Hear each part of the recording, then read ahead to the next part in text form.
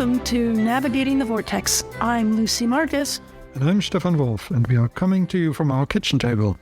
Like kitchen tables the world over, it has seen its fair share of deep and very superficial conversations. The birth of Navigating the Vortex is very much driven by what we do around tables like this wherever we are. We catch up on the news of the week and chat about the things that we've been working on and the things that are taking up space in our heads.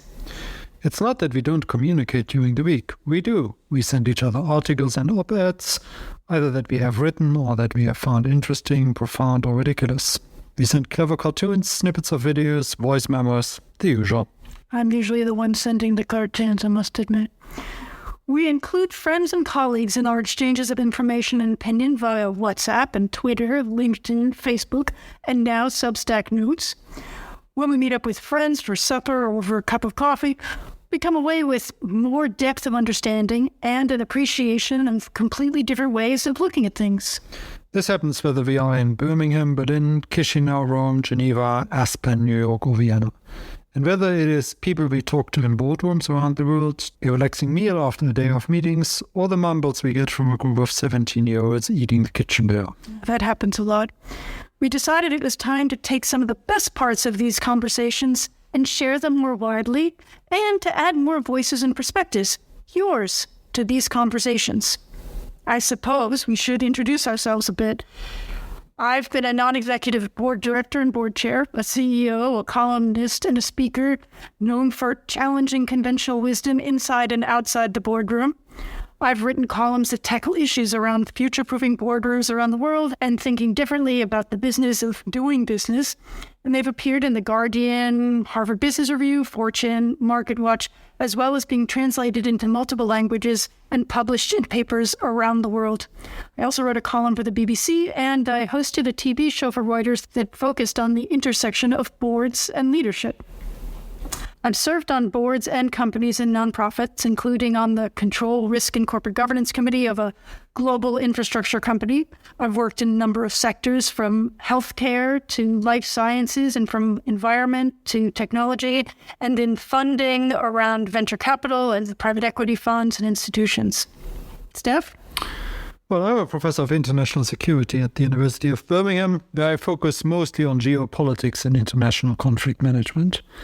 I'm the author and editor of 20 books. I've published over 80 journal articles and book chapters. My particular interest is in great power competition in the post-Soviet space, including the rivalries between Russia, China, and the West. Apart from that, I'm the founding editor of the journal Ethnopolitics and a senior fellow at the Foreign Policy Center in London.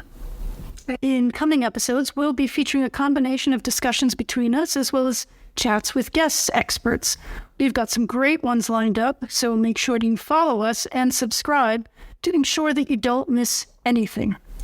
We'll be doing an analysis of current events and how they connect to the big ideas that are shaping our world, followed by a focus on specific topics such as the impact of technology on business, the role of social media in politics, or like this week, the changing dynamics of global trade.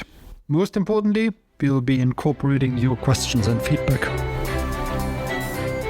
Normally, our On Our Radar columns would look at very different issues. Somehow, though, in the past week or so, all roads lead to geopolitical risk and their impact on pretty much everything. Well, the three most recent On Our Radar columns, covering reports from the World Bank, the IMF, as well as EU-China relations, have several points in common. They all look at the prospects of sustainable economic growth and how this is negatively affected by geopolitical risks.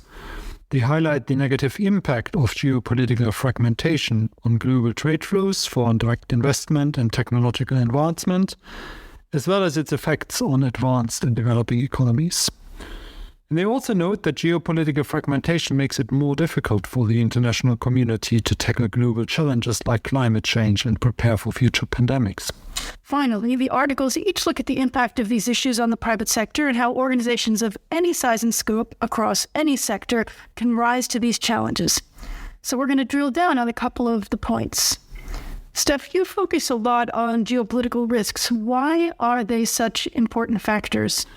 Well, that's mostly because they are just so intertwined with economic development. Take the example of rising US-China tensions. If the two largest economies of the world decouple, this will have a major impact on global trade flows, on supply chains, on investments. And these impacts will also be all negative, especially in the short term. Or take EU-China relations. Again, you have two major economies that are among each other's largest import and export markets. And if they don't manage to keep their political disagreements manageable, their economies will suffer. And that, in turn, will make them less likely to want to cooperate politically, which will then make economic decoupling a more attractive political choice. But hasn't the Russian invasion of Ukraine demonstrated that we really can't do business with authoritarian regimes? So why should Europe do business with China? Well, that's a really good point. But as the reports that we have covered from the IMF and earlier from the World Bank have shown, it's really not just about these big economies. If we get more geopolitical fragmentation, developing economies will be affected too. They will have to choose who they align with, which will determine what kind of development aid they will receive and under what conditions. And while any of these readjustments will take time, other problems will persist. Climate change is a truly global challenge and cannot be tackled either by a China-led bloc or a US-led bloc. And future pandemics too will require broad multilateral actions. As does a looming debt crisis, with a number of developing economies already on the brink of sovereign default. But there is another aspect to that. So I wonder, how does this threat of further fragmentation of global economic and financial systems actually impacts the private sector? What happens in one place has an impact on everywhere else. If there's a concern about the monetary system, that reverberates around the world and at lightning speed. Look at the jitters that came from Silicon Valley Bank.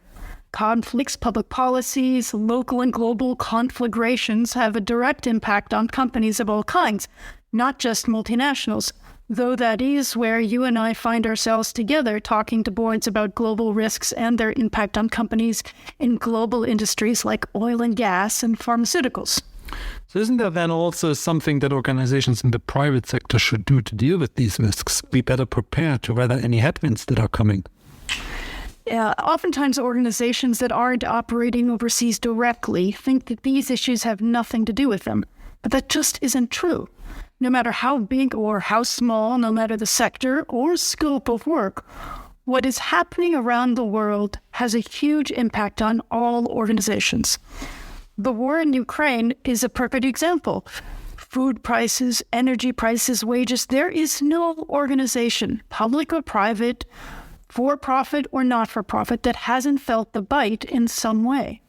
It may be that company boards don't have the war in Ukraine on their risk register, or at least they didn't up until now. Just like I'm pretty sure that in 2019, most organizations didn't have world-altering pandemic on their risk register. But they will, hopefully, have had the knock-on effects of that, like energy prices and so on that list. Now they know that as much as some politicians might like to think they can isolate their countries, that simply isn't possible. I mean, you can't Brexit your way out of global interdependence. You can take an extremely conservative view as a politician to be isolationist, but the way the world works today, you lead or follow. You can't close your eyes to the reality of it, and the same is true for business. So do you see any scope here then for private sector organizations to work together with political leaders? And what should or would this look like? Absolutely. I've written in the past about the necessity of public-private partnerships. Multinationals have more pulling and pushing power than ever before. But with great power comes great responsibility. And it is one of the reasons that I've talked so much about corporate responsibility and the responsibility of companies to be held to account for their business activities around the world. I'm actually deeply proud that someone recently referred to me as the doyen of woke capitalism. But that's a discussion for another day, one that we will have, but probably takes us far afield right now. What do you have on your radar for the coming weeks? Well, there are a couple of things that I have my eyes on. China has been really active in Central Asia for a while now, and it has just put out a position paper on Afghanistan, so I will be following up on this. There's also been Joe Biden's trip to Northern Ireland to mark the 25th anniversary of the Good Friday or Belfast Agreement there. And that's another really interesting case of the intersection of business and politics, including in the context of Brexit. What about you? Well, there's a bunch of stuff. I'm keeping an eye on this woke capitalism nonsense and the way that it's playing into U.S. politics and starting to seep into the politics of the whole world. Also, exciting for me, we are entering annual general meeting season, so I'll be writing about the hot topics from this year's meetings and what's going to be coming down the pike and how things are going for the issues that were raised in the shareholder spring. There's a lot more, but people will have to keep their eyes peeled for what's coming in the newsletter from Navigating the Vortex. That's it for this week's podcast. If you aren't already signed up to receive Navigating the Vortex delivered straight to your inbox, you can find us by clicking on the link of the podcast player you're listening to or Googling us, Navigating the Vortex. We are hosted on all of your favorite podcasting outlets, including Apple and Spotify. The podcast and newsletter are hosted on Substack, so you can find us there. You'll get all our columns, interviews, as well as alerts for new episodes of this Navigating the Vortex podcast, and you can try out Substack notes with us. Yeah, we can learn as we go along together. If you're already a subscriber, thanks so much. Please share Navigating the Vortex with anyone you think might find it of interest.